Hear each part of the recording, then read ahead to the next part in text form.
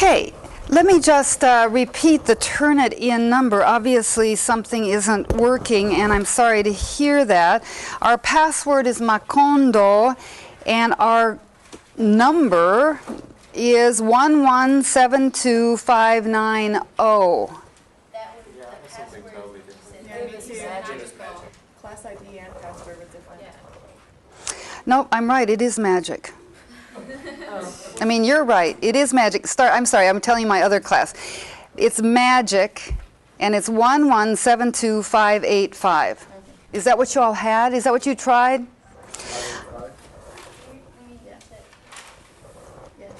It's so ironic because I was just testing yesterday and I had a paper in my other class and I thought, oh good, now I know how it works. But let me try to fix that this afternoon after 2:30 when I have a break.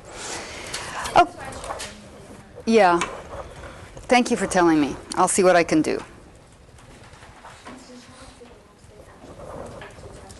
Oh well. Technology. All right, we're still working with Isabel Allende, of course, and we will do so today and through Thursday.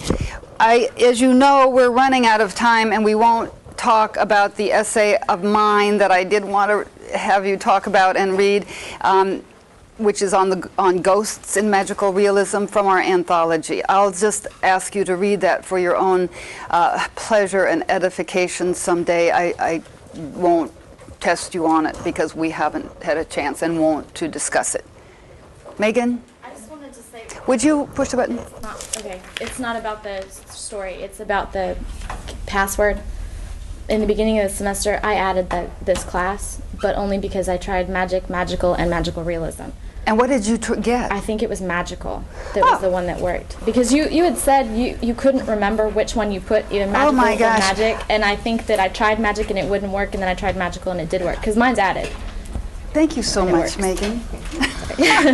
I wrote down magic, and that surprises me. But if I said I wasn't quite sure, then yes. About the paper, are you wanting a lot of research from other sources? Well, I don't say that it's a requirement, but I think you miss a bet if you don't look at some sources, because all of the novels we've read have been very richly discussed by literary critics, by students on the web, off the web. So I would certainly, if I were you, look at some outside sources. It gives you ideas. You know, again, the issue is to take the ideas, make them your own. And if you don't make them your own, then simply give credit. I mean, there are a lot of people who spend their lives, me and others, thinking about these things. You know, just give me credit and you can have it all. That's what it's there for. That's why we publish books. So I guess, Kathy, I'd say that you really should read some other things, especially now with our data banks on the web. The JSTOR site is a good one, and others, the electronic resources for academic articles. So certainly it's not harmful. It's certainly not harmful. It just seems to me to be part of the assignment. I don't say, oh, you must refer to 5 outside sources or anything, but reading around the topic. On the other hand, it's not required. So you decide. Yeah. Other questions about this countdown to the finish line here? Okay. What I kept saying last time as we looked at the magical women and the magical world that Isabel Allende creates, that I wanted to show you some slides, and I want to do my slideshow at the beginning here because this happens to be one of my most favoritists of artist, Remedios Varo, a woman artist. Some of you may think with the O-S on the end of her name that's a man, because we're used to thinking in Spanish of O as masculine, a masculine ending, and A as a feminine. But as you know, there are lots of O-S women's names, or O, Consuelo, Socorro, etc. There are more Remedios. And it's because, just a detail here, it's not so important for this artist's work, but just so you know, it would be she's named after the Virgen de los Remedios, the Virgin of the Remedies, or the Virgin of Healing, just as the Virgin of Consolation or of Comfort, Consuelo. I had a friend who had a friend whose name was Consuelo, and my friend American kept calling her Consuela because she imagined that was the proper ending. At that point, I began to think, these are virgins' names. Socorro, help, the Virgin of Succor. We have that word in Succor in English. So long story short, Remedios Varo, born in 1908 in Spain, comes during the Second World War, as did so many Europeans, to Mexico in 1942. She wasn't Jewish. She wasn't fleeing the Holocaust. She was married to a French poet, Benjamin Perret, as it happened. They were fleeing the mess. She had, lived through the Spanish Civil War, 1939 to 36 to 39, goes to Paris with this French surrealist poet, Perret, and then, of course, the Nazis invade Paris. She leaves, and like a lot of artists, comes to Mexico during the 40s. Her husband leaves, they split up basically, though they never divorced.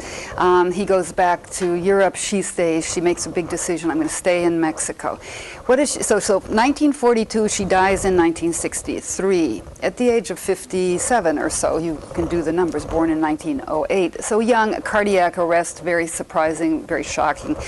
She was the contemporary of Frida Kahlo, of Leonora Carrington, of some of the wonderful surrealist painters, of women painters in Mexico at the time, but she wasn't part of the group at all. You'll see she has a kind of spiritualist side to her, as in Gurdjieff, as in around Ouija boards and so forth, the kind of spiritualism that Clara practices in the house, the big house on the corner. So what Remedios Varo does when she comes to Mexico, she'd already exhibited in some surrealist exhibitions, and I don't have pictures of her early work, but it looks a bit like Dali and others.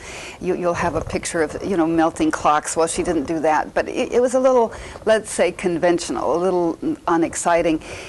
She comes to Mexico, she paints ads for Bayer Aspirin. They're kind of famous now, some of her ads for Bayer Aspirin. She paints furniture. She has an exhibition in 1953, so figure 11 years after coming to Mexico, which begins this década mexicana, this Mexican decade, where she produced the work for which she's known now, and for which she's super famous in Mexico and under-recognized in the rest of the world. The Japanese love Remedios Varo. It's very interesting. But anyway, she's one of my favorite painters, and because Frida Kahlo is so overrepresented, so overknown, I take pleasure in introducing you to someone whom I think is a much greater technician, a much better painter, very schooled painter, as of course Frida Kahlo was not.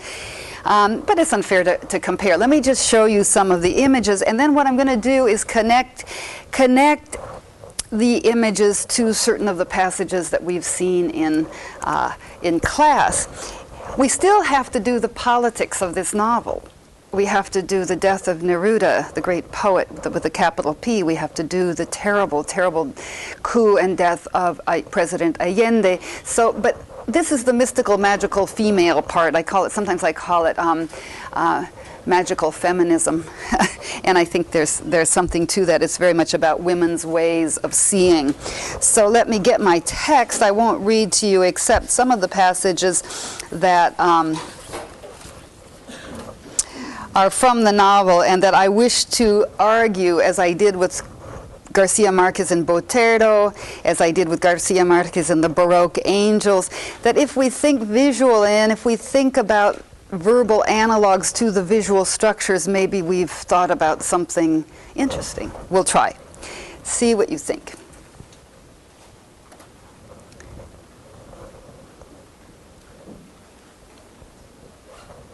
Okay, this is all of these are Remedios Varo. You'll see the title up there on the left-hand corner. Now, I don't know, maybe you can bring that down for us, Phil, so that the title becomes visible. There, it's coming slowly but surely. Well done, Phil, thank you. The sources of the Orinoco River, the first 5 or 6 slides that I'm going to show you are about magical vehicles.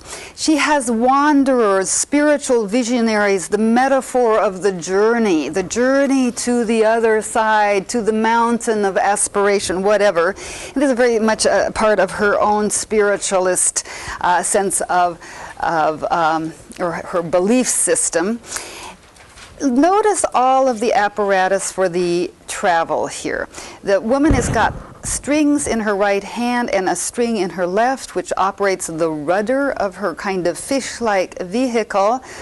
You notice the wings, which are obscured by my title, unfortunately, that connect with wings to, with strings to her wings. Now here another kind of fantastical voyage, if you want, capillary locomotion, 1960. See how everything's interconnected here? The beard of the fellow in the little upper window helps elevate or levitate the woman. You see it, the hair wraps around.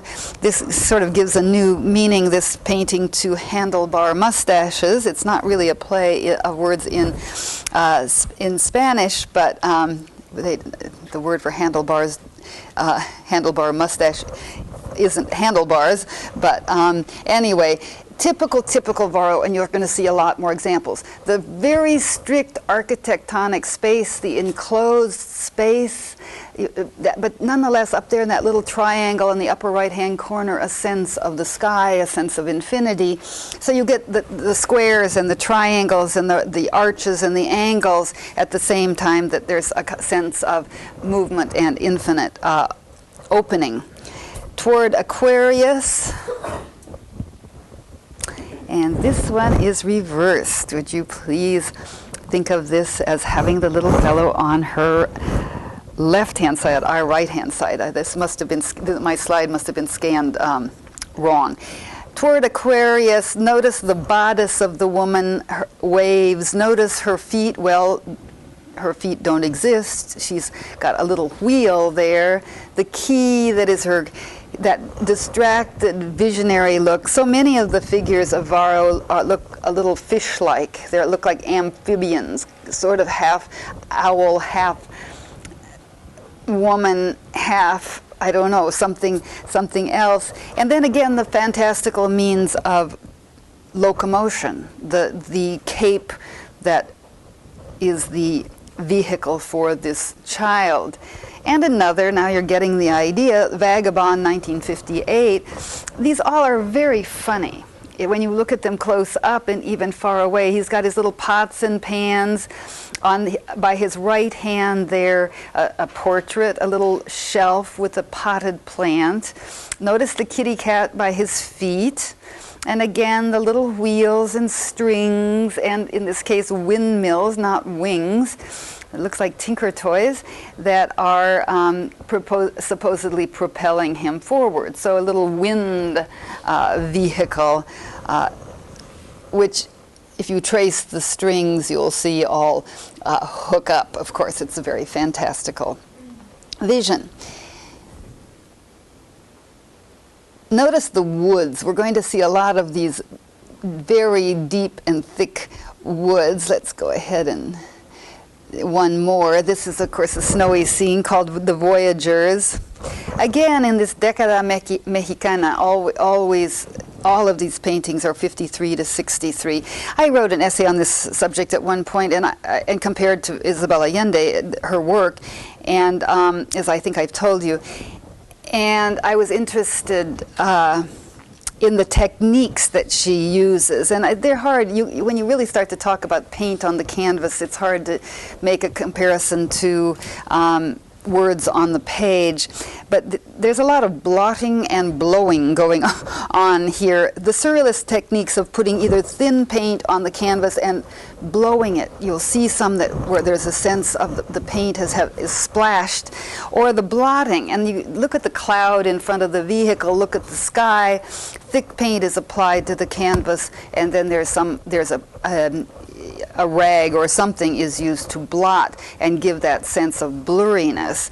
All of her skies are blotted in this sense to get that effect of clouds and dark clouds. This one, Tránsito en Espiral, Spiral Transit, you can see again the funny little vehicles that are going around in this kind of labyrinthine structure, round and around toward a center tower. They're making their way, each vehicle making its way toward this center where there's a bird on what looks like a trapeze. It's a little hard to see, I think, but the bird is about ready to take flight. So again, this sense of finding a center, voyaging towards some sort of spiritual center. Now, you could say to me, now just stop reading all these paintings as allegories for a certain narrative. And I'll say, yeah, you're right. You're right to accuse me of doing that, because that's what I'm doing. But it's hard not to, I think, with her work. This is another called, it's a trilogy. It's not called trilogy. It's called Toward the Tower. No, the whole trilogy, sorry, is called Embroidering the Terrestrial Mantle. That's the middle painting. The one on the left on our left is Toward the Tower, and the one on our right is called Fleeing, La Huida. I'm going to show you each of these. She only did one triptych. Mainly her work is just individual canvases, but I'll show you the three panels. Again, the fabulous or fantastical means of locomotion, those little bicycles. Again, the clouds, the sense of the mysterious. There's something about the medieval manuscript here and medieval painting. The flatness, it defies, obviously, anything like Renaissance perspective, anything like realistic painting. We're meant to see these as kind of storybook illustrations on, they're meant to be fantastical. Let me put it that way. The next, probably her most famous painting, Embroidering the Terrestrial Mantle, the same women that we saw going toward the tower are now in the tower. And what are they doing? They're sitting embroidering the terrestrial mantle. They embroider fabric that falls out of the tower and becomes the surface of the world, with houses and lakes. There's in the bottom right-hand corner, there's a teeny little vehicle. I don't know how well you can see it. It's been thought that maybe that's going to be the boat, the escape vehicle for the third panel, but let's look at this a little bit more. You have your kind of mother superior figure here, stirring her pot. Behind that, in the distance, a woman seemingly playing the flute. So lots of different female, I say female figures. It's also, this one has the sense, this is clearly a female figure, so often one has the sense of an androgynous figure. This is the flight, or fleeing, and again, look at the blotting. That mountain, it was blotted clearly with something like a burlap or a heavy weaved cloth to get this kind of cross-hatching. When you see the painting in person, as I have, you just are terribly upset to see how poorly this work reproduces. And why? Because it's so minute.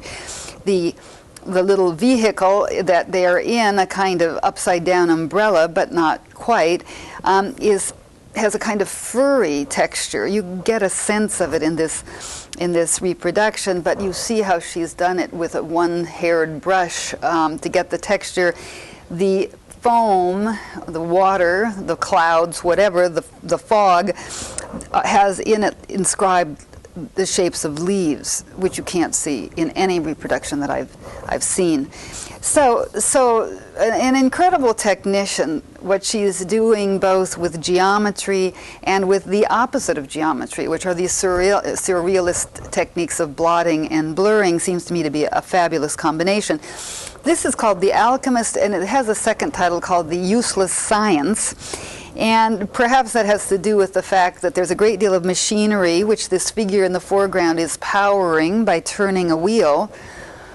A great deal of machinery involved in collecting water from the clouds. You see the funnel there on the left, going through a whole bunch of processes and pipes and so forth to come out just below, dripping water into a bottle. So there's distilling the clouds, as it were. But obviously the main thing that one sees about this painting is that the figure is cloaked with the floor. Now, Varro loves to do that. She loves to blur the boundaries between the self and the world, between animal and human, as we've seen her figures.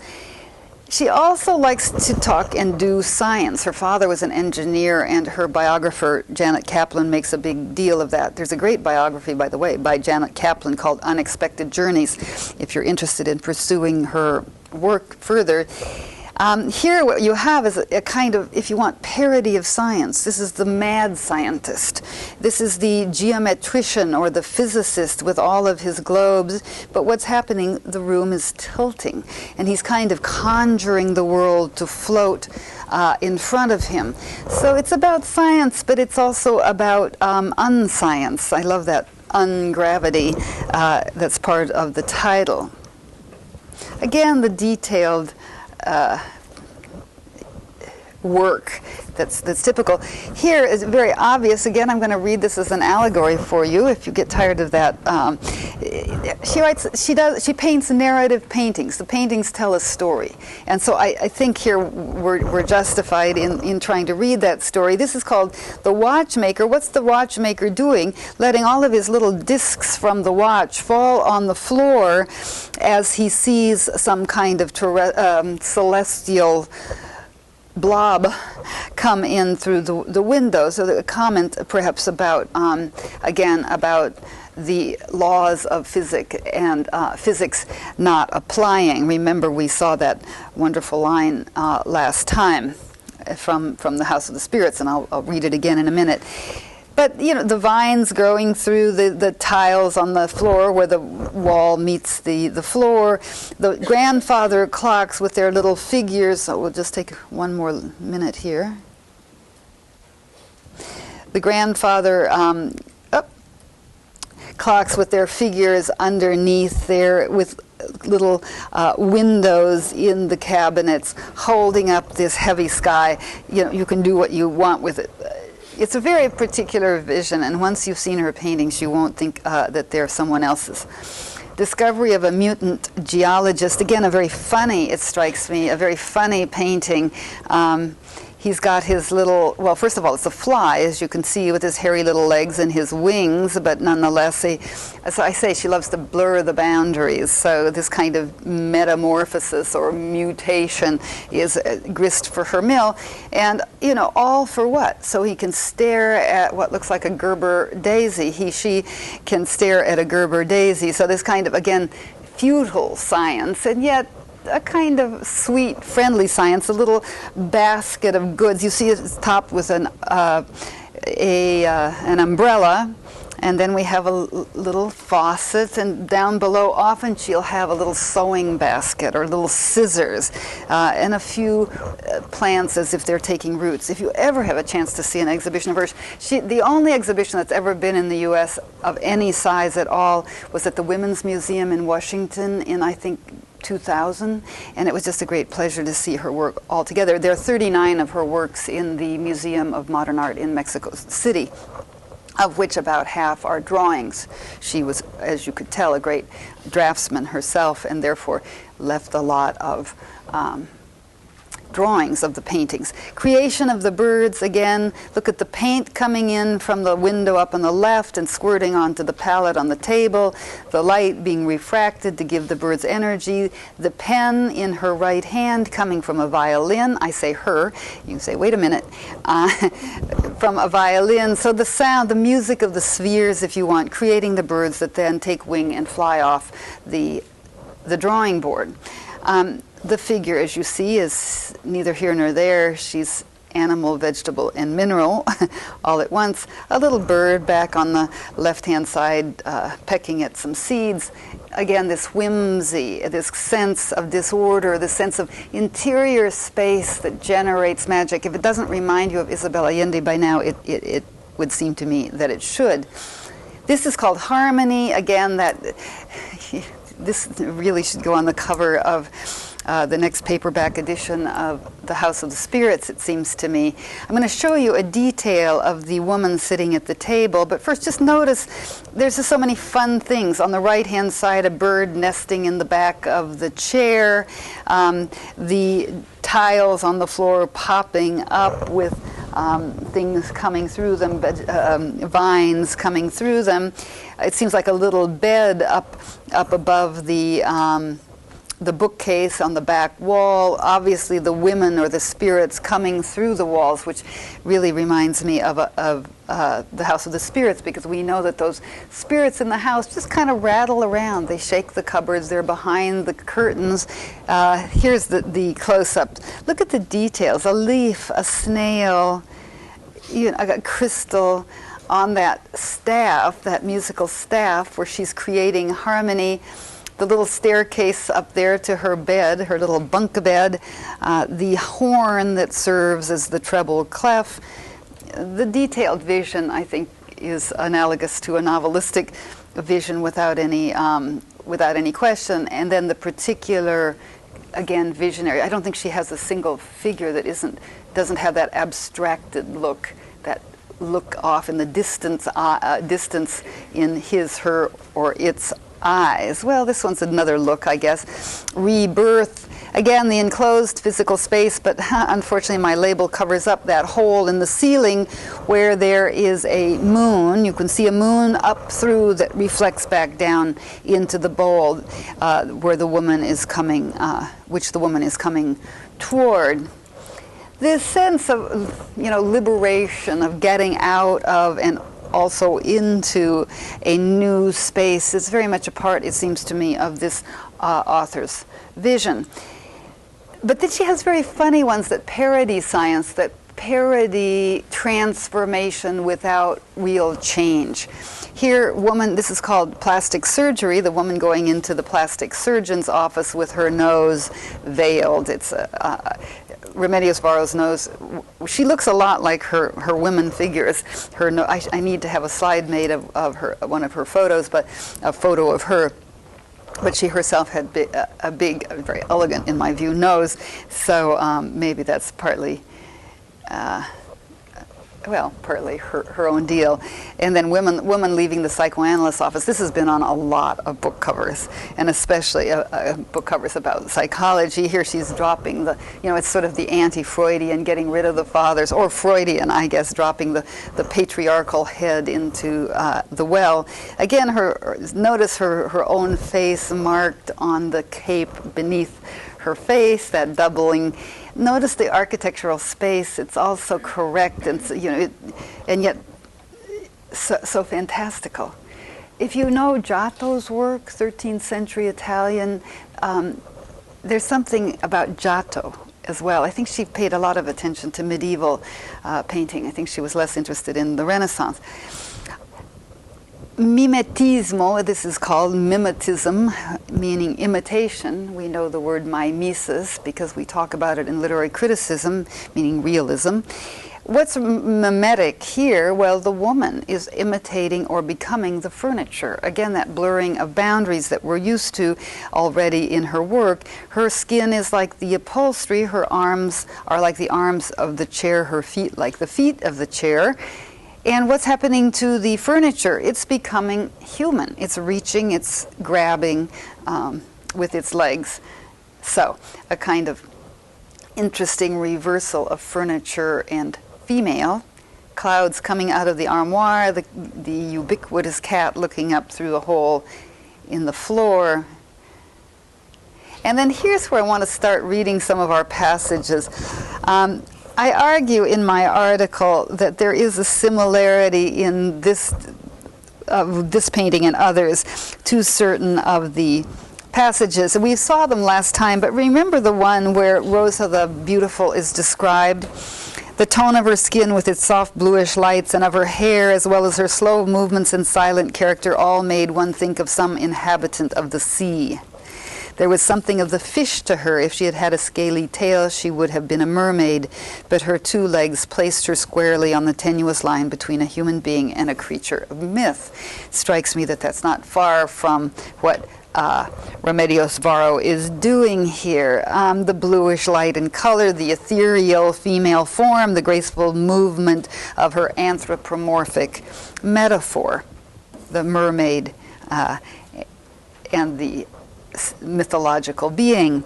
Then I wanted to I make an argument that this could represent Clara, this particular figure.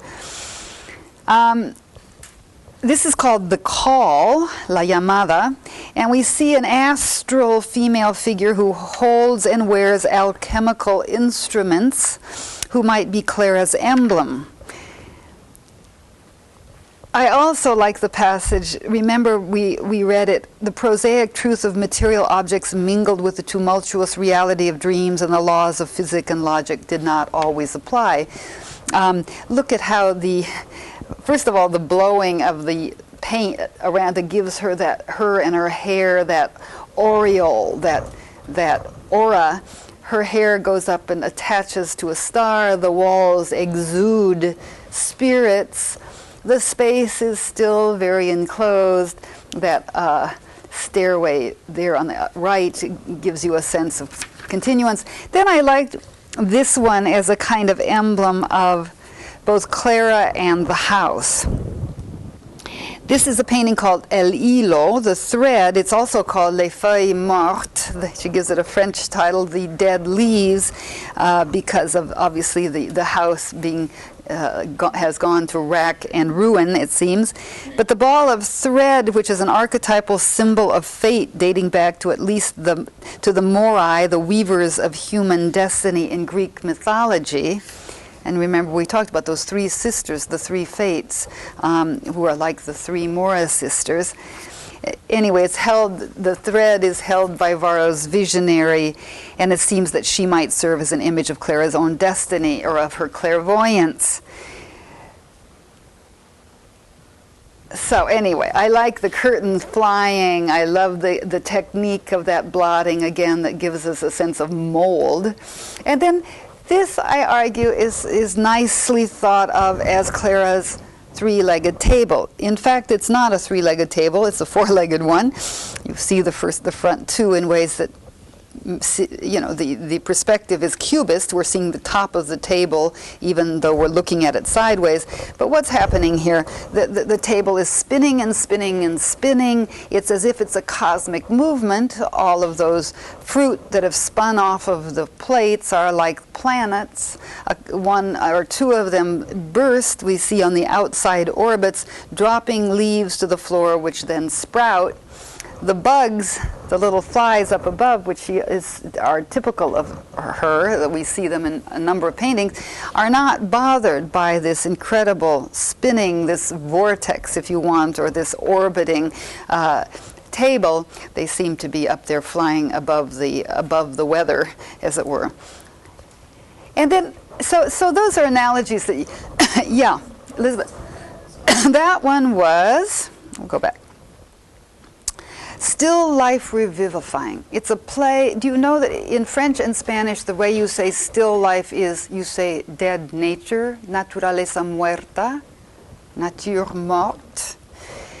She has naturaleza muerta resucitando. So the still life revivifying, or still life resuscitating, is the play on that term, dead nature. Then I just wanted to show you about 3 or 4 more to give you again a sense of the incredible technique of this woman. One of my students once, when I showed this slide, said, "Is that really a basket weave over the image?" And I said, "No, it's not." And he said, "But it's almost impossible to think of getting it so correct. I mean, so geometrically correct."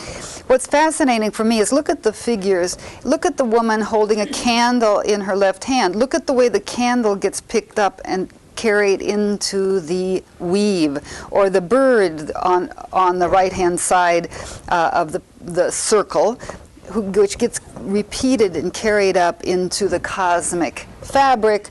The same with the flower that the man is holding, and the same with the face of the clock. This sense of the interconnectedness of everything, given with a basket weave metaphor. I mean, it's brilliant. This is very funny. What we have here, called The Encounter, is a statue that's gotten down off of his pedestal. which is in the back. You see he leaves one of his little white slippers on the pedestal. The other one is down by the fountain there, and then we see his little footprints. What is he going toward? He's going toward a female figure in this doorway that is fiery, right? Radiant, and he looks over his shoulder here before answering the call. Again, the little bugs up above, the dog's hind end there as he disappears around a corner. But it's a kind of fun play on the notion of, it's a fun play on sculpture. This fellow who is stone, but it kind of, that phrase, you can stand up, someone can make a stone stand up and walk. Well, here this female figure on the right can do so. This is one of my favorites, vegetarian vampires. Look at the costumes of these vegetarian vampires. Look at the technique. It's amazing that she can get that paint to do that. Of course, I say that about Rubens and Rembrandt and a lot of others. Painting seems to me to be so miraculous. But look at their fun little not anthropomorphic, their fun little monstrous pets. Hens with 4 legs, or let's say animals with the head of a hen and the body of a cat, or is it a squirrel, tail of a something or other. Anyway, and again, look at the space, that kind of totally enclosed space, but the opening up to the infinity at the top of their room. This is really one of my favorites. It's just absolutely a joke, the painting. It means it's meant to make us laugh. And here called Rupture. I'll let you read that one for yourself. And one more, the 3 destinies, how she loved this interconnected cosmic sense of things. So the 3 destinies, or the 3 fates, all weaving their threads, if you want, all interconnected to that star up above, the 3 destinies.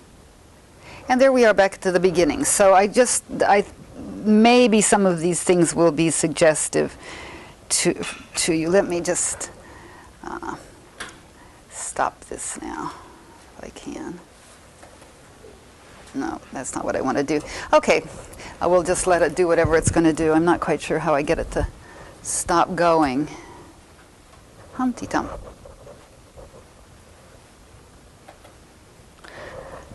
It can just go.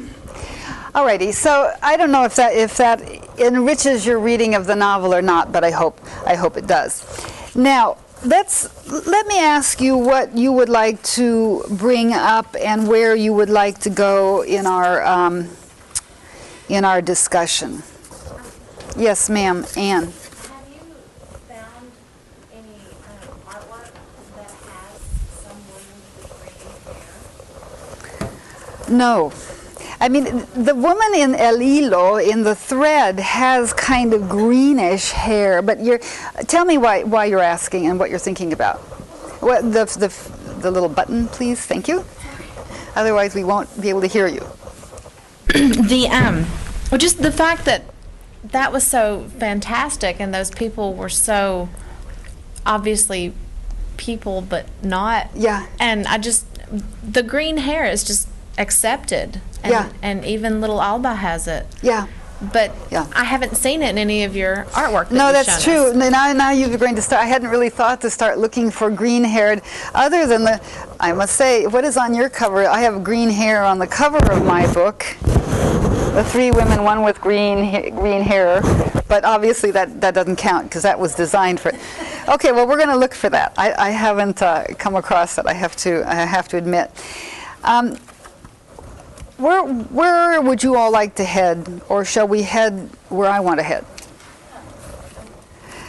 I think we need to look at some of our passages here that really give us a sense of the political world. I think we've done the magical world. What I think here is that, and perhaps what you think as well, or what you've noticed, is that this novel really does leave off the magic rather early on. It's Clara's generation, but then once we're in Blanca's generation, she learned, we read that passage, remember? She learns from her mother's three-legged table, but she's not going to sit around it in herself. And then by the time we're in Alba, we're in a world very much like our own, except, thank goodness, not as horrendously violent, but that is a world of the realistic novel. So I want to go there and see what we can find. Let's go to the very last page of the novel first and see who the narrator is and what the final, let's say, wish or the final desire of this novel is. This is a novel that ends on a very positive note. There are critics, myself kind of included, and students who feel that this ending isn't quite earned.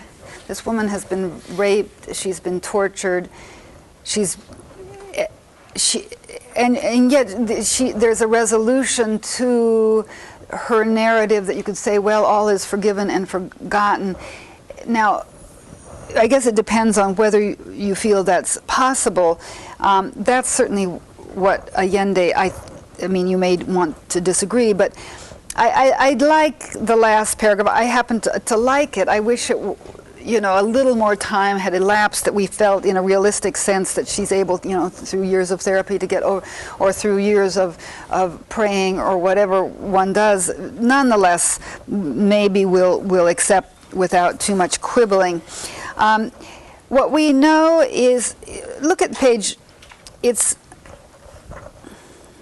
I'm not sure of your pages, but it's the count back from the end paragraphs, will you? It's 1, 2, 3, 4, 5, 6 paragraphs from the end. It's that one-line paragraph that reads, "It was my grandfather who had the idea that we should write this story." So we could say, well, both Alba and Esteban are narrators. We know that, though it does seem that it's Alba who does it from her grandmother's notebook. Anyway, let's just keep going. That way you'll be able to take your roots with you if you ever have to leave, my dear, he said. We unearthed the old albums from the forgotten nooks and crannies of the house. Here on my grandmother's table is the stack of photographs. Rosa the beautiful beside a faded swing. My mother with Pedro III Garcia at the age of 4 feeding corn to the chickens, and so forth. Next paragraph. I began to write with the help of my grandfather, whose memory remained intact down to the last second of his 90 years. In his own hand he wrote a number of pages, and when he felt that he had written everything he had to say, he lay down on Clara's bed. This explains the chapters that are in the first person, narrated by Esteban Trueba long before Alba's birth.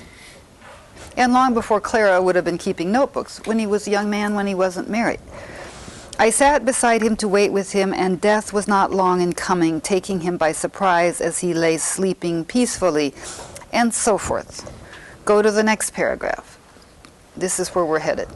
When I was in the doghouse, and you remember that's not just in the doghouse, not just a cliche, when she was being tortured, I wrote in my mind that one day Colonel Garcia would stand before me in defeat, and we remember that she's related to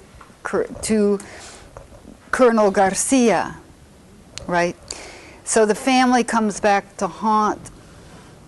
I mean, this is such a novel about class. The upper class, Esteban Trueba, rapes the lower class, or the working class, the servant class.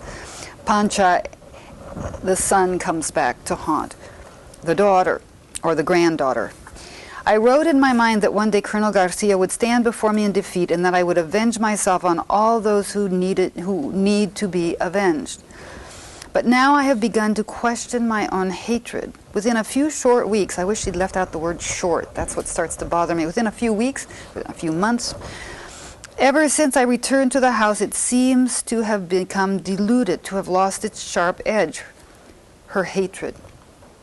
I am beginning to suspect that nothing that happens is fortuitous, nothing is accidental, right? that it all corresponds to a fate laid down before my birth, and that Esteban Garcia is part of the design. He is a crude, twisted line, but no brushstroke is in vain. There are lots of painting metaphors in this novel, by the way. That was part of my argument when I compared this novel to Remedios Varo, that there was a set of painterly metaphors that would serve my argumentative purposes. He's a crude, twisted line, but no brushstroke is in vain. The day my grandfather tumbled his grandmother, Pancha Garcia, among the rushes of the riverbank, he added another link to the chain of events that had to complete itself. Afterward, the grandson of the woman who was raped repeats the gesture with the granddaughter of the rapist. And perhaps 40 years from now, my grandson will knock Garcia's granddaughter down among the rushes, and so on down through the centuries in an unending tale of sorrow, blood, and love. When I was in the doghouse, I felt as if I were assembling a jigsaw puzzle in which each piece had a specific place. This is the reference to the text as well as to what the text describes, it seems to me. She feels as if as she writes the book, we're asked to believe that she's putting together the notebooks, assembling a jigsaw puzzle in order to understand the world, which is a kind of jigsaw puzzle too. There's a certain pattern, a certain design, remind you of ceremony maybe. Before I put the puzzle together, it all seemed incomprehensible to me, but I was sure that if I ever managed to complete it, the separate parts would each have meaning and the whole would be harmonious. Each piece has a reason for being the way it is, even Colonel Garcia. You see, it's so forgiving there at the end. Really, yeah, okay, fine, he has a way for being, somehow one wants, in this very trenchant political critique, the ending is a little unearned, I feel. But anyway, sorry, that's my own opinion. Maybe I like it. I like it. I want the world to be this way. But it does seem as if perhaps more needed to be developed in order for this person to say, well, everyone has a place in the world, even the torturer, even as we've just finished reading a novel that's an incredible critique of such horrendous regimes as this one. At the times I feel as if I had lived all this before and that I had already written these very words, but I know it was not I. It was another woman who kept her notebook so that one day I could use them. I write, she wrote, beautiful, these layering of the generations. I write, she wrote, that memory is fragile and the space of a single life is brief, passing so quickly that we never get a chance to see the relationship between events. We cannot gauge the consequences of our acts, and we believe in the fiction of past, present, and future, but it may also be said that everything happens simultaneously. Remember that from Garcia Marquez, another little homage here to Garcia Marquez, it seems to me. Remember, we're told Melquiades had written about 100 years of solitude in such a way that all events existed at the same time. It may also be true that everything happened simultaneously, as the three Mora sisters said, who could see the spirits of all eras mingled in space. That's why my grandmother Clara wrote her notebooks, in order to see things in their true dimension and to defy her own poor memory. And now I seek, you see this layering of generations, and now I seek my hatred and cannot seem to find it. I feel its flame going out as I come to understand the existence of Colonel Garcia and others like him, as I understand my grandfather and piece things together from Clara's notebooks, my mother's letters, the ledgers of Tres Marias, and many other documents spread before me on the table. It would be very difficult for me to avenge all of those who should be avenged, because my revenge would be just another part of the same inexorable right. I have to break that terrible chain. I want to think that my task in life is life, and that my mission is not to prolong hatred, but simply to fill these pages while I wait for Miguel, while I bury my grandfather, whose body lies beside me in this room, while I wait for better times to come, while I carry this child in my womb, the daughter of so many rapes, or perhaps of Miguel, but above all, my own daughter. My grandmother wrote in her notebooks that bore witness to life for 50 years. Smuggled out by certain friendly spirits, they miraculously escaped the infamous pyre, a bit like the manuscript of Melquiades, which escapes the infamous hurricane, in which so many other family papers perished. I have them here at my feet, bound with colored ribbons, divided according to events and not in chronological order, just as she arranged them before she left. Clara wrote them so that they would help me now to reclaim the past and overcome terrors of my own. The first is an ordinary school copybook with 20 pages written in a child's delicate calligraphy. It begins like this: Barnabas came to us by sea. So a nice little circular structure. Whether it matters much that we go back to the first line or what we can see, it's a bit like the structure of ceremony, is it not, where we watch a process whereby Tayo is enabled to tell the story of the process we've just watched. It's not such an unusual structure that at the end of a novel a character is empowered to begin writing the novel we've just read. That's the way this is. It's the structure of the most famous example is the structure of Remembrance of Things Past by Marcel Proust, the French wonderful writer. Okay, so that's the end. Now let's go to the politics. We really do need to look at certain page numbers here. No one has the hardcovers still. Everybody's in soft cover. Let's look at the earthquake and epidemics. Things are going from bad to worse. As we know, it's your page 164, 165.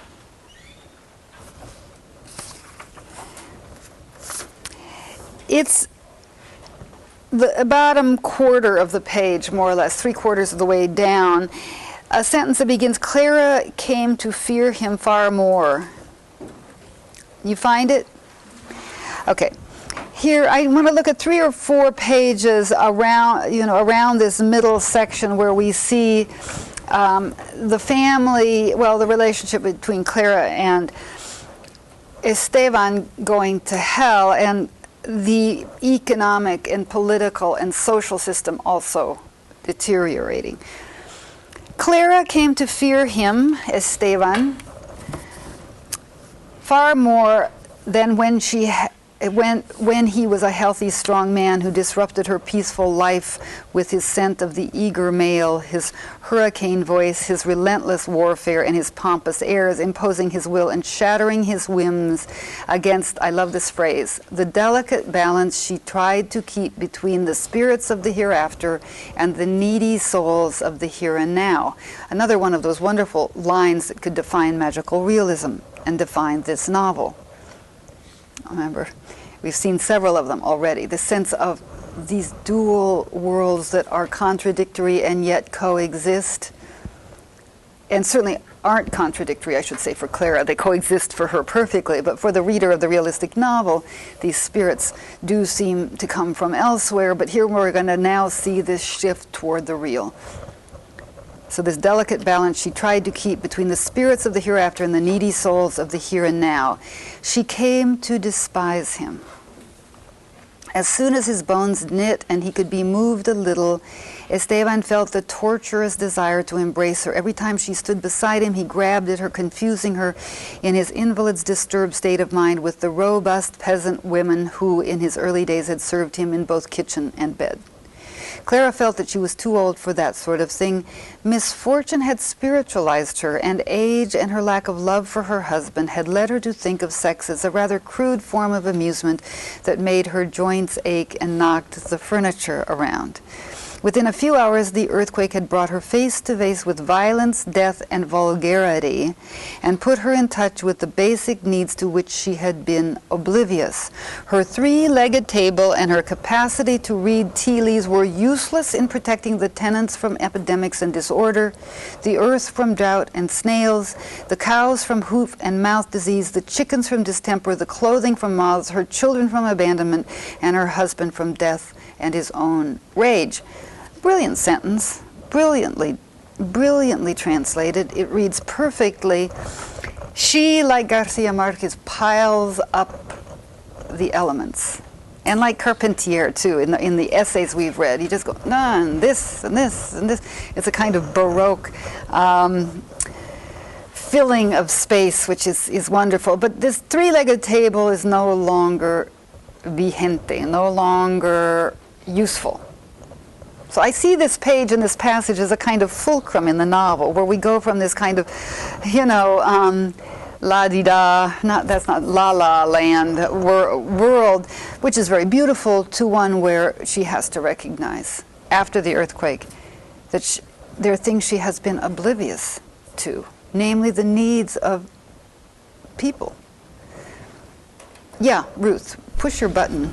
What I was going to say is that one of the things I love about this sentence is that it just doesn't stick to the human level. Oh, tell us. It goes from human to animal to even object. Yeah. And it just sort of, I thought, when I read this sentence, it sort of encompassed magical realism. Yeah. Because it includes everything. Yeah.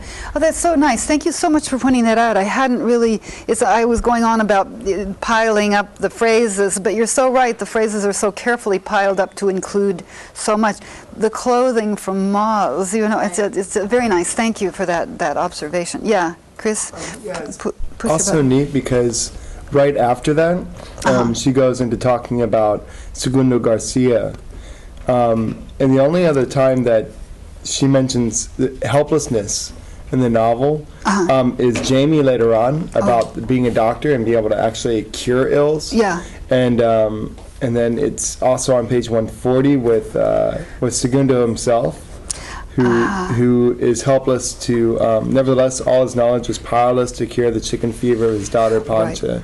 Yeah. which had dispatched her. So here they all come together as a form of helplessness. Yeah, thank you very much. We're going to look at that passage that you've just cited on 140 in a minute. Yeah, that is very interesting. This very powerful woman, we've seen her as powerful, but there's this moment when she realizes that she's got to change her power or her strategies in order to do something. Look at the next passage. It does address that. It's your page 136, 135, and 136. Hang on.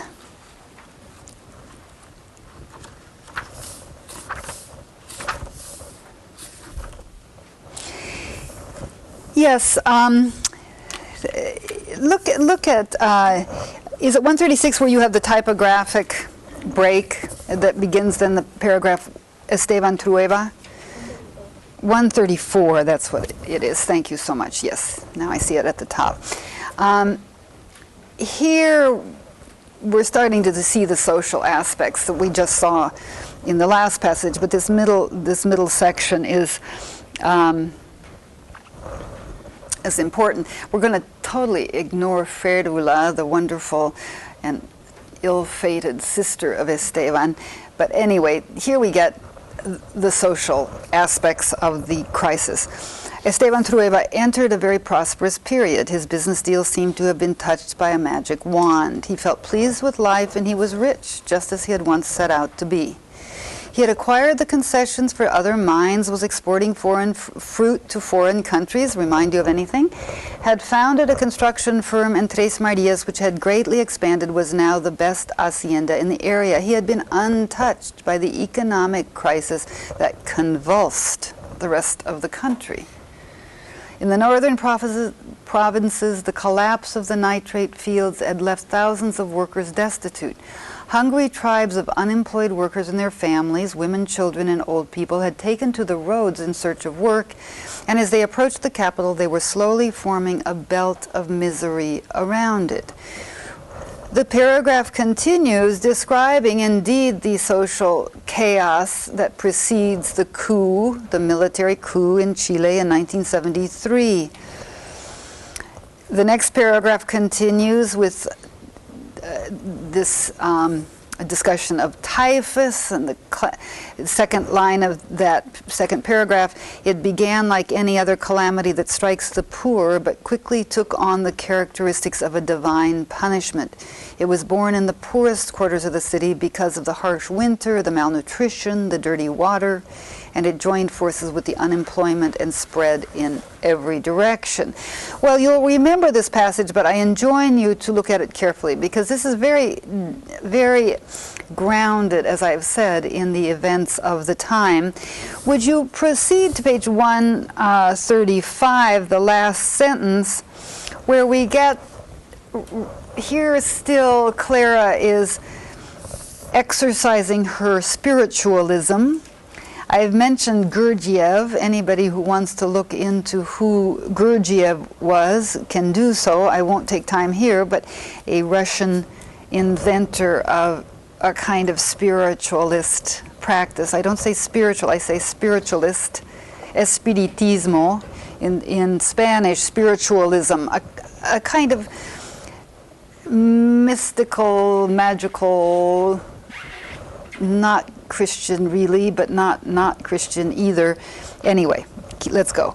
In the years that followed, a group of Gurdjieff students, Rosicrucian spiritualists, and sleepless bohemians gathered around Clara and the three Morris sisters. They ate 3 meals a day in the house and spent their time alternating between urgent consultations with the spirits of the three-legged table and reading the verses of the latest mystic poet to land in Clara's lap. Esteban allowed this invasion of grotesqueries. See, we do get to flip between a, let's say, Alba's point of view or a more favorable point of view and Esteban's. Like right now, this sentence gives us what Esteban thinks. We're kind of outside of his head, and then we get through his eyes. Esteban allowed this invasion of grotesqueries because he had long ago realized that it was pointless to interfere in his wife's life. But he was determined that at least his sons would keep a safe distance from her magic, and so forth. Go to the next paragraph. Blanca's case was a different matter because her father did not interfere with her education. The daughter can be left alone to do the foolish things that women do. He believed that her destiny was marriage and a brilliant life in society where the ability to converse with the dead, if kept on a frivolous level, could be an asset. He maintained that magic, like cooking and religion, was a particularly feminine affair. Here I do think of Remedios Varo's paintings. For this reason, perhaps, it does seem magic and mystical engagement seems to be a feminine affair. I mean, if I were doing this novel in a women's literature class, which I don't teach, in fact, one would look at the feminist agenda here. One would say, women are closer in touch with that which matters. It seems to me to be very much a part of the ideology of this novel. We don't have to accept it, but there is a real gender divide in this novel. So here, Esteban himself is stating it. He maintained that magic, like cooking and religion, was a particularly feminine affair. For this reason, perhaps he was able to feel a certain sympathy for the three Morris sisters, while he despised male spiritualists almost as much as he did priests. As for Clara, she went everywhere with her daughter, hanging from her skirts. This is my favorite passage in the entire novel. No, that's not true. The death of the poet is my favorite, but this is very beautiful. As for Clara, she went everywhere with her daughter, hanging from her skirts. She included her in the Friday sessions and raised her in the greatest intimacy with spirits, with the members of secret societies, and with the impoverished artists whose patroness she was. Just as she had gone with her mother in the days when she was mute, she now took Blanca with her on her visits to the poor, weighed down with gifts and comfort. This is to assuage our conscience, darling, she would explain to Blanca, but it doesn't help the poor. They don't need charity, they need justice. Beautiful line. And then we get Esteban's capitalist fulminations against justice in the next paragraph down, or the next long paragraph. Justice, is it just for everyone to have the same amount, the lazy the same as those who work, and so forth. We're familiar with the argument, and indeed we're part of a culture that believes that work should be rewarded, and that's good. I believe so too. Esteban takes the capitalist position to an absurd extreme, and that's what we're seeing now, is that there gets to be a wider and wider gap between the left and the right, between the communist and the capitalist, and pretty soon the military enters into the gap, left by the impossibility of discussing the situation. The polarization of the culture here is perfectly illustrated. with that sentence that Clara says, this is to assuage our consciences, darling. The poor don't need charity, they need justice. And then we hear the other side of the argument. Now turn, if you will, to one more passage that gets us this hard middle section. I think gives us the overview. If you turn to 140 and 141, the foxes and the hens, you remember about that, the end of this chapter. I want you to look about a third of the way down the sentence that begins, nevertheless, all his knowledge was powerless to cure. That's just exactly the one that Chris quoted for us, and I wanted to go there too. Nonetheless, all his knowledge was powerless to cure the chicken fever of his daughter Pancha, which had dispatched her to the hereafter. He had made her eat cow dung, and when that did not produce results, he gave her horse manure, wrapped her in blankets, and made her sweat up her illness until there was nothing left of her but skin and bones. The point is, there's no decent medical care, and the people have no idea how to treat their own sick. He then massaged her with brandy and gunpowder, but it was all useless. Pancha's life ebbed away in an interminable case of diarrhea that destroyed her body and left her with an insatiable thirst. Defeated, Pedro Garcia asked the patron for permission to take her into town on a cart. The children went with her. The doctor in the nuns' hospital carefully examined Pancha and told the old man there was nothing he could do, that if he had brought her earlier and not induced the sweating, he would have been able to treat her, but now her body could hold no liquid. She was just like a plant when its roots have gone completely dry. Skip down. You get the point. There's this foreshadowing at the end of this paragraph that foreshadows the end of the novel that we've just seen. Read that last sentence. It's a long one. They buried her in a special plot in the tiny graveyard alongside the abandoned church at the foot of the volcano because she had been the patron's wife, in a manner of speaking. Since she had given him the only son who bore his name, though not his surname, a grandson, the strange Esteban Garcia, who was destined to play a terrible role in the history of the family. We, of course, now have finished the novel and we know what it is. Let's finish this chapter and then we'll go. I want you not to go before I've handed back your quizzes from last time, and some of you have given me paper topic things that I have noted some ideas on. One day the old man Pedro Garcia told Blanca and Pedro Tercero the story of the hens who joined forces to confront a fox who came into the chicken coop every night to steal eggs and eat the baby chicks. The hens decided they had had enough of the fox's abuse. They waited for him in a group, and when he entered the chicken coop, they blocked his path, surrounded him, and pecked him half to death before he knew what had happened. And that fox escaped with his tail between his legs and all the hens chasing after him, the old man finished. Blanca laughed at the story and said it was impossible because hens are born stupid and weak and foxes are born astute and strong, but Pedro Tercero did not laugh. He spent the whole evening absorbed in thought, ruminating on the story of the fox and the hens, and perhaps that was the night the boy began to become a man. Of course, we're going to hear echoes of the foxes and the chickens, that parable of the weak gathering together to confront the strong, echoes then in the songs of the revolutionary singer. So I will see you next time, and let me hand back your quizzes.